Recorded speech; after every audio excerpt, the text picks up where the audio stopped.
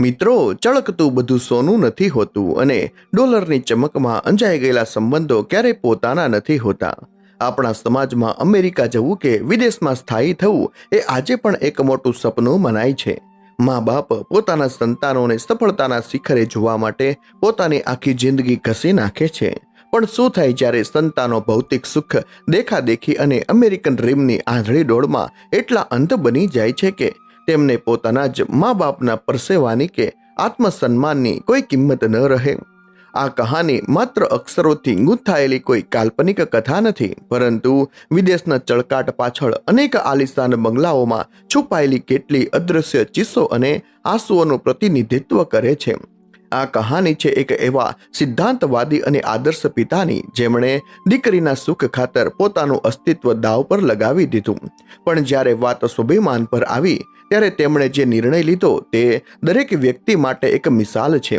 તો ચાલો શરૂ કરીએ રાજકોટ શહેરના નાનકડા ગામના શાળાના પ્રિન્સિપાલ સાથે બનેલી હૃદયને હચમચાવી દેતી સત્ય ઘટનાને. તો થોડો સમય કાઢીને કહાનીને અંત સુધી જરૂરથી સાંભળજો. અમેરિકાના ન્યૂ જર્સી શહેર, ડિસેમ્બર મહિનાની કડકડતી બર્ફીલી રાત અને -8 ડિગ્રી તાપમાન.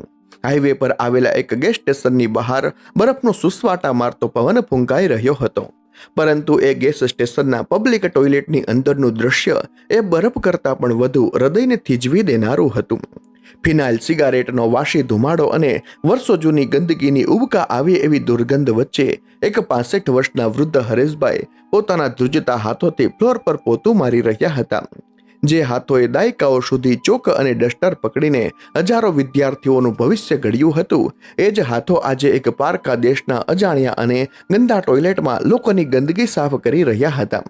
તેમની કમર જે હંમેશા ગર્વથી ટટ્ટાર રહેતી, તે આજે કઠોર મજૂરીના ભાર અને ઉંમરના થાકથી વળી ગઈ હતી. શ્વાસ લેવામાં તકલીફ થઈ રહી હતી. આંખો પરના જાડા કાચના ચશ્મા પર પરસેવો બાજી ગયો હતો. છતાં ગેસ સ્ટેશનના માલિક પેટ્રોનો ડર તેમને એક ક્ષણ માટે પણ અટકવા દેતો નહોતો. ટોયલેટનું ફ્લોર માંડ સાફ થયું હતું. ત્યાં જ બાથરૂમનો દરવાજો ધડાકાભેર ખુલ્યો. એક ઊંચો કદાવર ગોરો અમેરિકન ગ્રાહક પોતાના બરફ અને કાદવથી ખરડાયેલા મોટા બૂટ પહેરીને અંદર ધસી આવ્યો.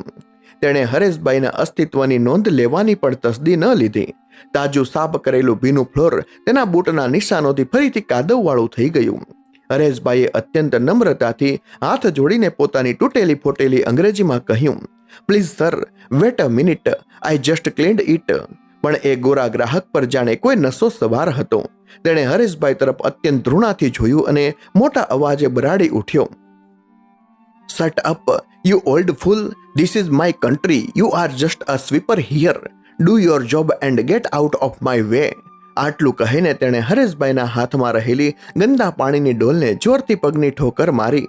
ગંદુ અને દુર્ગંધ મારતું પાણી આખા ફ્લોર પર અને હરેશભાઈના કપડા પર ઢોળાઈ ગયું. હરેશભાઈ સંતુલન ગુમાવીને માંડ જમીન પર પડતા બચ્યા. એ અમેરિકન તો પોતાનું કામ પતાવીને બૂટ પછાડતો જતો રહ્યો, પણ હરેશભાઈના હાથમાંથી પોતું નીચે છૂટી ગયું. તે ભીની અને ગંદી લાદી પર ફસડાઈ પડ્યા. તેમની કરચલીવાળી આંખોમાંથી આંસુનો એક ગરમ પ્રવાહ નીકળી ગયો.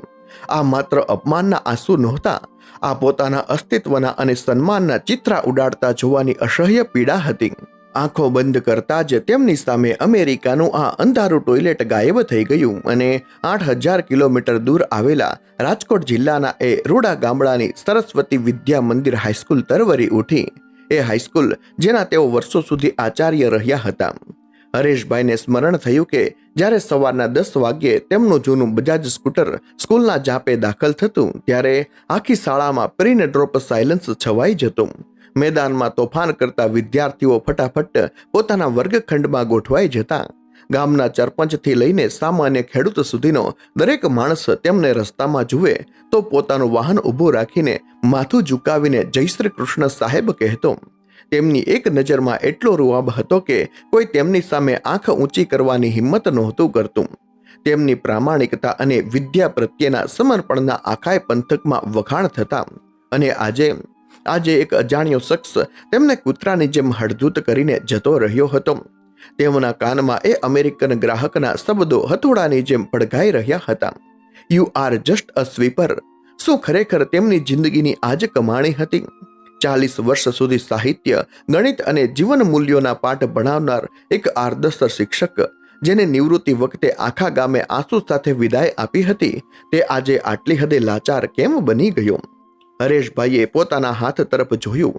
જે આંગળીઓ પર ક્યારેક પેન પકડવાના નિશાન હતા, ત્યાં આજે કઠોર મજૂરી અને કેમિકલવાળા પાણીને કારણે ચીરા પડી ગયા હતા, જેમાંથી ક્યારેક લોહી પણ ટપકતું હતું. હૃદયમાં એક એવો ડૂમો ભરાઈ આવ્યો જે ગળાની નીચે ઉતરતો નહોતો, પણ રડવાનો સમય નહોતો. જો ગેસ સ્ટેશનનો માલિક જોઈ જશે તો 1 કલાકના જે થોડા ઘણા ડોલર રોકડા મળે છે તે પણ કાપી લેશે. હરેશભાઈએ ભારે હૈયે ડુસકા દબાવીને ફ્લોર પરથી સાફ કર્યું. રાતના 2 વાગ્યે તેમની 12 કલાકની થકવી નાખનારી શિફ્ટ પૂરી થઈ. માલિકની ગાળો અને આવતીકાલની સૂચનાઓ સાંભળીને તેઓ બહાર નીકળ્યા. બહાર -ડિગ્રી તાપમાન હાડકા ગાળી નાખે તેવું હતું. શરીર પર એક જૂનું અને પાતળું જેકેટ હતું, જે આ કાતિલ ઠંડી સામે રક્ષણ આપવા માટે બિલકુલ પૂરતું નહોતું. બરફની વચ્ચે કાંપતા પગે ચાલીને તેઓ બસ સ્ટેશન સુધી પહોંચ્યા. અડધો કલાક થથર્યા પછી બસ આવી. બસની ખાલી સીટ પર બેસીને તેઓ બારીની બહાર પસાર થતા અમેરિકાના અજાણ્યા ઠંડા અને નિર્દય રસ્તાઓને જોઈ રહ્યા હતા. તેમની આંખોમાં એક ભયાનક શૂન્યતા હતી.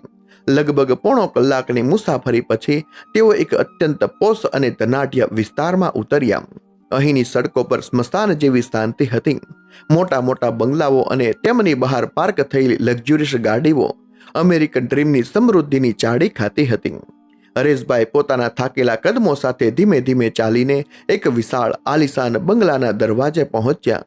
બંગલાના ડ્રાઈવેમાં એક નવી નક્કોર ટેસ્લા કાર ચમકી રહી હતી. હરેશભાઈએ પોતાના ખિસ્સામાંથી ચાવી કાઢી અને કોઈ ચોરની જેમ જરાય અવાજ કર્યા વિના ધીમેથી બંગલાનો પાછળનો દરવાજો ખોલ્યો. અંદર ઘરમાંથી હળવા મ્યુઝિક અને કોઈના હસવાનો અવાજ આવી રહ્યો હતો. જે માણસ હમણાં જ એક ગેસ સ્ટેશનના ટોયલેટમાં પોતાનું સર્વસ્વ અને આત્મસન્માન ગુમાવીને આવ્યો છે, તેનું આ કરોડોના આલિશાન ઘરમાં શું કામ હશે? આ વૈભવશાળી બંગલા સાથે આ ગરીબ અને લાચાર વૃદ્ધનો શું સંબંધ હશે? એ જાણવા માટે ભૂતકાળના એ પાનાઓ ઉથલાવવા પડે, જ્યાંથી આ દર્દનાક સફરની શરૂઆત થઈ હતી. બંગલાના પાછળના દરવાજેથી અંદર પ્રવેશેલા હરેશભાઈ સીધા પોતાના નાનકડા અંધારા રૂમમાં ગયા. રૂમની બહાર દીકરા નીરવ અને વહુ દિશાના જોર જોરથી હસવાના અને અમેરિકન મિત્રો સાથે પાર્ટી કરવાના અવાજો આવી રહ્યા હતા. હરેશભાઈએ કોઈ અવાજ કર્યા વિના દરવાજો બંધ કર્યો અને પલંગ પર ફસડાઈ પડ્યા. આજે જે અપમાનનો ઘૂંટડો તેમણે પીધો હતો તે તેમને અંદરથી કોરી રહ્યો હતો.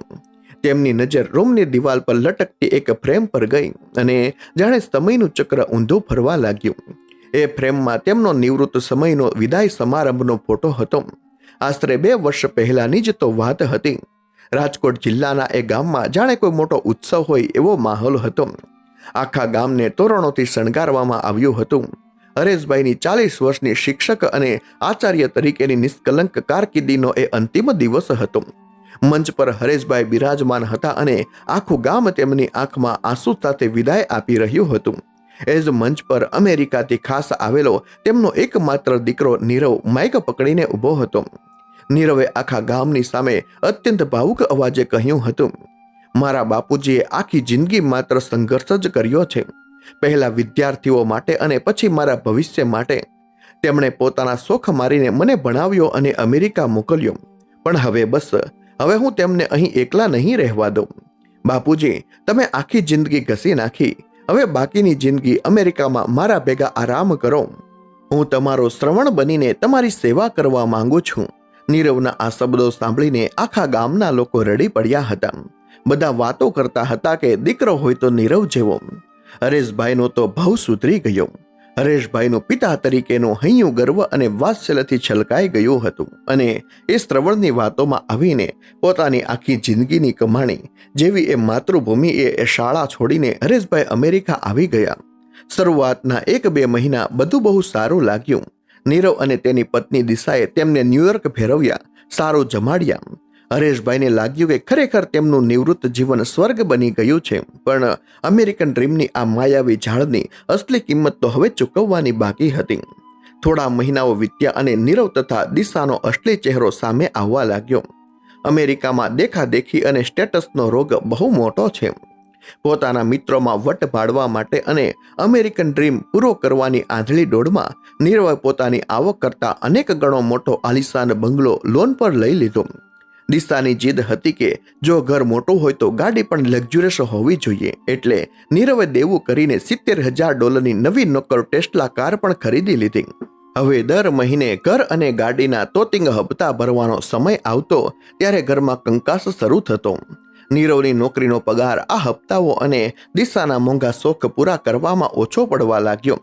ક્રેડિટ કાર્ડના બિલો વધવા માંડ્યા. રોજ રાત્રે નીરવ અને દિશા વચ્ચે પૈસા બાબતે ઝઘડાઓ થવા લાગ્યા. આ બધું જોઈને હરેશભાઈનો જીવ બળતો. તેમણે પોતાની જિંદગીભરની બચત અને પેન્શનની રકમ નીરવના હાથમાં મૂકી દીધી, પણ ડોલરની ભૂખ સામે રૂપિયાની એ રકમ ઊંટના મોઢામાં જીરું સમાન હતી. એક દિવસ દિશાએ નીરવને કડક શબ્દોમાં સંભળાવી દીધું, તારા પપ્પા અહીં આખો દિવસ બેઠા બેઠા ખાય છે, એમનું પેન્શન તો સાવ મામૂલી છે, આપણા પર આટલું દેવું છે, જો એ કામે ના લાગી શકતા હોય તો એમને પાછા ઇન્ડિયા મોકલી દે, હું આ વધારાનો બોજ નહીં ઉપાડી શકું. આ શબ્દો હરેશભાઈના કાને પડ્યા અને તેમનું હૃદય ચીરાઈ ગયું. બીજા દિવસે રાત્રે નીરવ હરેશભાઈ પાસે આવ્યો. તેના ચહેરા પર બનાવટી લાચારી અને આંખોમાં મગરમચ્છના આંસુ હતા. તેણે હરેશભાઈના પગ પકડીને રડતા રડતા ઇમોશનલ બ્લેકમેલિંગનો ખેલ શરૂ કર્યો. પપ્પા, હું સાવ બરબાદ થવા આવ્યો છું. આવતા મહિને ઘરનો હપ્તો નહીં ભરાય તો બેંકવાળા આપણને રસ્તા પર કાઢી મૂકશે. મેં આવડો મોટો બંગલો તમારા માટે જ તો લીધો હતો કે જેથી તમને તમારો અલગ મોટો રૂમ મળી શકે. જો આ ઘર જતું રહેશે તો મારી આબરૂના ધજાગરા થઈ જશે, સમાજમાં મારું માથું કપાઈ જશે. પપ્પા, પ્લીઝ મને બચાવી લો. એક પિતા પોતાના સંતાનને રડતો જોઈને કેમ પીગળી ન જાય? હરેશભાઈએ ગળગળા થઈને પૂછ્યું, પણ બેટા, હું આ ઉંમરે તારી શું મદદ કરી શકું? ત્યારે નીરવે પોતાની અસલી ચાલ રમી. પપ્પા, મારા એક ઓળખીતાનો હાઈવે પર ગેસ સ્ટેશન છે. ત્યાં કાયદેસર તો નહીં પણ છુપી રીતે કેસ પર કામ મળી શકે એમ છે. તમારે માત્ર થોડા કલાકો માટે ત્યાં જઈને કાઉન્ટર સાચવવાનું અને થોડું સાફ સફાઈનું ધ્યાન રાખવાનું છે. માત્ર 6 મહિના માટે. પછી હું બધું સેટિંગ કરી લઈશ. મને માફ કરજો પપ્પા, પણ મારી પાસે બીજો કોઈ રસ્તો નથી. જેમણે આખી જિંદગી કોઈની સામે હાથ નહોતો લંબાવ્યો એ હરેશભાઈ દીકરાની કહેવાતી આબરૂ બચાવવા માટે અમેરિકાના એક અજાણ્યા ગેસ સ્ટેશન પર ગેરકાયદેસર મજૂરી કરવા તૈયાર થઈ ગયા. માત્ર થોડા કલાકો અને થોડી સાફ સફાઈ કહીને શરૂ થયેલું આ કામ ક્યારે 12 કલાકની કાળી મજૂરી અને પબ્લિક ટોયલેટ સાફ કરવાની હદે પહોંચી ગયું તે હરેશભાઈને સમજાયું જ નહીં. 6 મહિના વીતી ગયા પણ નીરવની લાલચ અને હપ્તા ઓછા ન થયા. ઉલટાનું દિશાના વર્તનમાં વધુ કડવાશ આવતી ગઈ. આજે હરેશભાઈ પોતાના અંધારા રૂમમાં આંસુ સારી રહ્યા હતા. દીકરાના સુખ ખાતર તેમણે પોતાનું આત્મસન્માન, પોતાની ઓળખ બધું જ વેચી દીધું હતું. પણ શું આ બલિદાનની કોઈ કિંમત એ ટેસ્લા કારમાં ફરતા દીકરા કે કીટી પાર્ટી કરતી વહુની નજરમાં હતી ખરી? પિતાના લોહી અને પરસેવાથી સિંચાઈ રહેલા આ અમેરિકન ડ્રીમની ઇમારત ક્યાં સુધી ટકવાની હતી? સહન શક્તિનો પ્યાલો હવે સલકાવવાની તૈયારીમાં હતો. જ્વાળામુખી ફાટવાની હવે માત્ર એક ચિનગારીની જરૂર હતી. હરેશભાઈના દિવસો હવે એક ભયાનક દુઃસ્વપ્ન જેવા બની ગયા હતા. અમેરિકાની કડકડતી ઠંડી, 65 વર્ષની ઉંમર અને 12 કલાકની ગેસ સ્ટેશનની કાળી મજૂરી. તેમની ઉંમરલાયક કાયા હવે અંદરથી તૂટી રહી હતી. જે ગેસ સ્ટેશનનો માલિક પેટ્રો હતો તે અત્યંત ક્રૂર અને હૃદયહીન માણસ હતો. તે જાણતો હતો કે હરેશભાઈ ગેરકાયદેસર કામ કરી રહ્યા છે, એટલે તે એમનો પૂરેપૂરો ગેરલાભ ઉઠાવતો. ક્યારેક સ્ટોર રૂમના ભારે બોક્સ ઉઠાવવાના, તો ક્યારેક બરફથી જામી ગયેલો રસ્તો સાફ કરવાનો અને ક્યારેક પેલા દુર્ગંધ મારતા ટોયલેટની સફાઈ. આ બધાની વચ્ચે જો હરેશભાઈ થોડીવાર કમર સીધી કરવા બેસે તો પેટ્રો બધી ગાળો આપીને તેમને પાછા કામે લગાડી દેતો. ઘરે પણ તેમની સ્થિતિ કોઈ નોકરથી કમ નહોતી. જે દીકરાએ એમને બાકીની જિંદગી આરામ કરવા માટે બોલાવ્યા હતા તે હવે તેમની સામે જોવાની પણ ફુરસદ નહોતો કાઢતો. દિશા તો તેમને માત્ર એક એટીએમ મશીન જ સમજતી હતી, જે દર મહિને અમુક ડોલર લાવીને ઘરમાં ફેંકે છે. રવિવારે જ્યારે નીરવ અને દિશા તેમના મિત્રો સાથે ઘરમાં બરબેક્યુ પાર્ટી કરતા હતા ત્યારે હરેશભાઈને ચૂપચાપ પાછલા બારણેથી જઈને ગેસ સ્ટેશન ભેગા થવું પડતું. જો ક્યારેક તેઓ ઘરમાં દેખાઈ જાય તો દિશા મોઢું બગાડીને નીરવને કહેતી, તારા પપ્પાના કપડામાંથી ગંદી ફિનાઇલ અને ગેસ સ્ટેશનની દુર્ગંધ આવે છે. મારા ફ્રેન્ડ સામે મારું ઇમ્પ્રેશન ખરાબ થાય છે. એમને કહે થોડા દૂર રહે. લોહીના સંબંધમાં પડેલી આ તિરાડ હરેશભાઈની છાતી પર રોજ એક નવા ઘા જેવી લાગતી.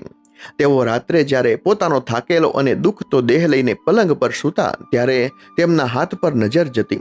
તેમના હાથમાં કચરાના ડબ્બા ઉઠાવીને કપાસિયા પડી ગયા હતા. ફિનાઇલ અને કેમિકલથી હાથની ચામડી સિરાઈ ગઈ હતી.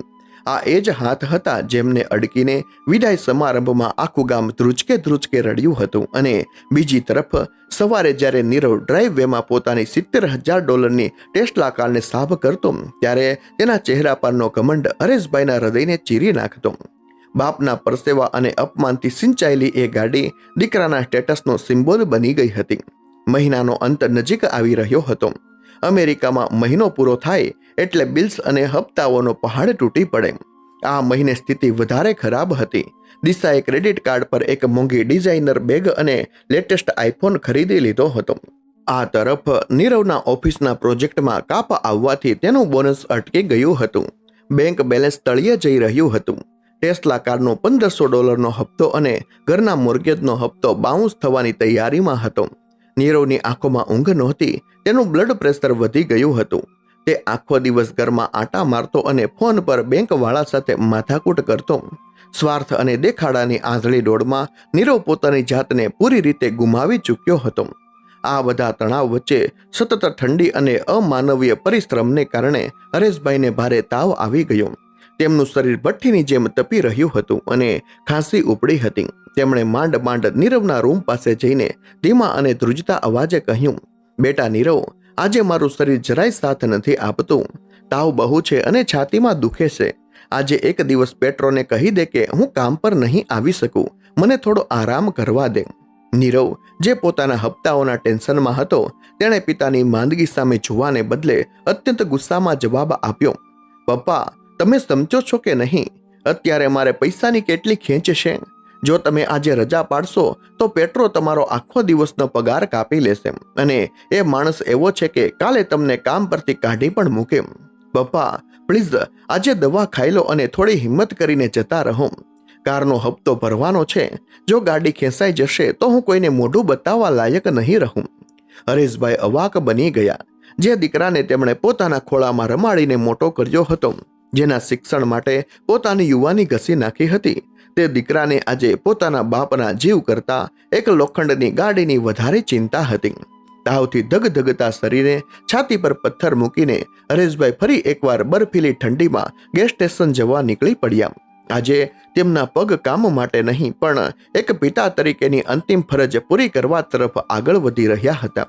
તે રાત્રે ગેસ સ્ટેશન પર કામ કરતી વખતે હરેશભાઈનું મન એક વિચિત્ર શાંતિનો અનુભવ કરી રહ્યું હતું. એ શાંતિ જે કોઈ મોટા વાવાઝોડા પહેલા હોય છે. આજે તેઓ શારીરિક રીતે ભલે થાકેલા હતા પણ માનસિક રીતે તેઓ કોઈ મોટો નિર્ણય લઈ ચૂક્યા હતા. 12 કલાકની શિફ્ટ પૂરી કરીને થાકીને લોથપોથ થયેલા હરેશભાઈ જ્યારે અડધી રાત્રે ઘરમાં પ્રવેશ્યા ત્યારે ડ્રોઈંગ રૂમની લાઇટ ચાલુ હતી. નીરવ હાથમાં કેલ્ક્યુલેટર અને બિલ્સ લઈને સોફા પર બેઠો હતો. તેના ચહેરા પર ભયંકર તાણ હતી. પિતાને જોતા જ નીરવ ઊભો થઈ ગયો. તેની આંખોમાં કોઈ જ દયા કે પસ્તાવો નહોતો. તેણે હરેશભાઈની સામે જોયું અને એક એવો આદેશ આપ્યો જે પિતા પુત્રના સંબંધોના ચિત્રા ઉડાવી દેવાનો હતો. રાતના 2:30 વાગ્યા હતા. બંગલાના ડ્રોઈંગ રૂમમાં પથરાયેલી શાંતિ અત્યંત ડરામણી હતી. નીરવ સોફા પર બેઠો હતો અને તેની સામે ટેબલ પર ક્રેડિટ કાર્ડના બિલ અને બેંકના કાગળો પડ્યા હતા. હરેશભાઈ તાવથી ધ્રુજતા માંડ પોતાના પગ ઢસડતા અંદર પ્રવેશ્યા. તેમના શ્વાસ એકદમ ઝડપી ચાલી રહ્યા હતા અને ચહેરા પર થાકની સ્પષ્ટ રેખાઓ હતી. પરંતુ નીરવને પિતાની આ દયનીય હાલત જોવાની કોઈ પડી નહોતી. તેની નજરમાં માત્ર ડોલર અને પોતાની ટેસ્લા કાર તરવરી રહી હતી. પિતાને જોતા જ નીરવે અત્યંત નિર્દયતાથી કોઈ પણ પ્રકારની ભૂમિકા બાંધ્યા વિના સીધો જ આદેશ આપ્યો, પપ્પા, કાલે તમારે ગેસ સ્ટેશન પર ડબલ શિફ્ટ કરવાની છે. મારી કારનો હપ્તો બાકી છે અને હજુ $400 ઘટે છે. મેં પેટ્રો સાથે વાત કરી લીધી છે. કાલે સવારે 6 વાગ્યાથી રાતના 10 વાગ્યા સુધી તમારે ત્યાં જ રહેવાનું છે. આ વાક્ય હરેશભાઈના હૃદયમાં કોઈ અણીદાર ભાલાની જેમ સોસરવું ઉતરી ગયું. ડબલ શિફ્ટ, 65 વર્ષની ઉંમર, બળબડ બળતું શરીર અને 16 કલાકની સળંગ મજૂરી. શું આ તેમનો દીકરો બોલી રહ્યો હતો કે કોઈ જલ્લાદ? અચાનક રૂમમાં છવાયેલી શાંતિ એક ભયાનક સન્નાટામાં ફેરવાઈ ગઈ. હરેશભાઈ, જે અત્યાર સુધી લાચાર અને થાકેલા વૃદ્ધ લાગતા હતા, તેમના ચહેરાના હાવભાવ એકાએક બદલાવવા લાગ્યા. આંખોમાં જામેલા આંસુ સુકાઈ ગયા અને તેનું સ્થાન એક પ્રચંડ તેજે લઈ લીધું. વર્ષોથી દીકરાના મોહમાં અને અમેરિકન ડ્રીમના બોજ તળે દબાયેલો પેલો રાજકોટની નામાંકિત હાઈસ્કૂલનો આદર્શ આચાર્ય આજે જાગી ઉઠ્યો હતો. હરેશભાઈએ પોતાના ધ્રુજતા હાથોથી પણ એક મક્કમ ઈરાદા સાથે પોતાના શરીર પર પહેરેલો ગેસ સ્ટેશનનો યુનિફોર્મનો શર્ટ ખોલવા માંડ્યો. એ શર્ટ જેમાં ફિનાઇલ, લોકોની ગંદકી અને પારકા દેશની ગુલામીની દુર્ગંધ આવતી હતી, તેને ઉતારીને હરેશભાઈએ પૂરી તાકાતથી નીરુના મોઢા પર ફેંક્યો. આ જોઈને નીરો હેબતાઈ ગયો.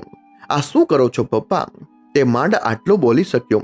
ત્યારે હરેશભાઈના ગળામાંથી એક એવી ગર્જના નીકળી જેણે અમેરિકાના એ લાકડાના બંગલાની દિવાલોને પણ ધ્રુજાવી દીધી.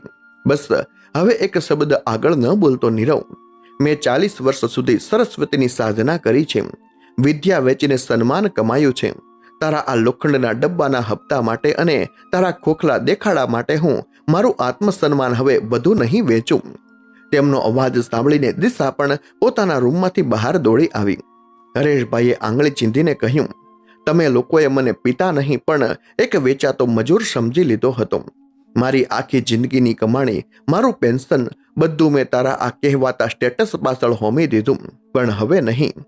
જે બાપે તને આંગળી પકડીને ચાલતા શીખવ્યું, તેનું તું આજે લોકોના શૌચાલય સાફ કરવા મજબૂર કરી રહ્યો છે, માત્ર એક ગાડી માટે. આ તારું અમેરિકન ડ્રીમ તને મુબારક દીકરા. મારે મારું સન્માન પાછું જોઈએ છે. નીરવ અને દિશા અવાક ઊભા હતા. તેમની પાસે બોલવા માટે કોઈ શબ્દો નહોતા. હરેશભાઈ એક ક્ષણ પણ ત્યાં રોકાયા વિના સીધા પોતાના રૂમમાં ગયા. એક નાની બેગમાં પોતાના થોડા કપડાં અને પૂંજાનો સામાન ભર્યો.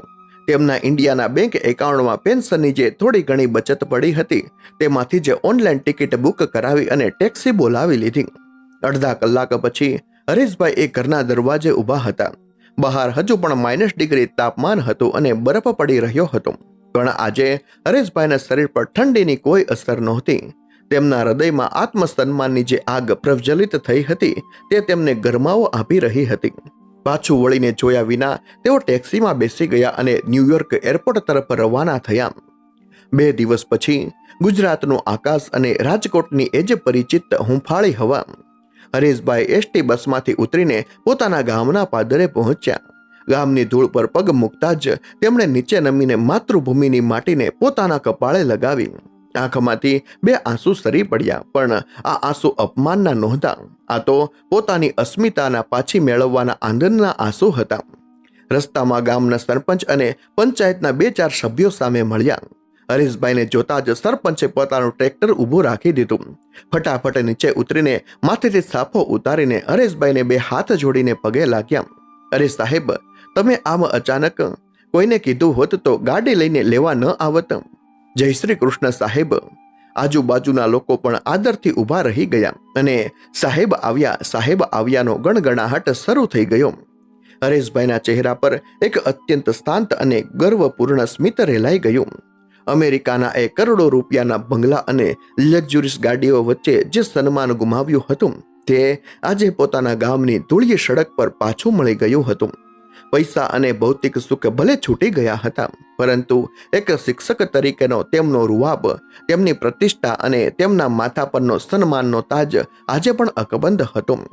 અમેરિકન ડ્રીમની માયાવી ઝાળમાંથી મુક્ત થઈને એક આદર્શ આચાર્ય આજે પોતાના સાચા ઘરે પાછા ફર્યા હતા.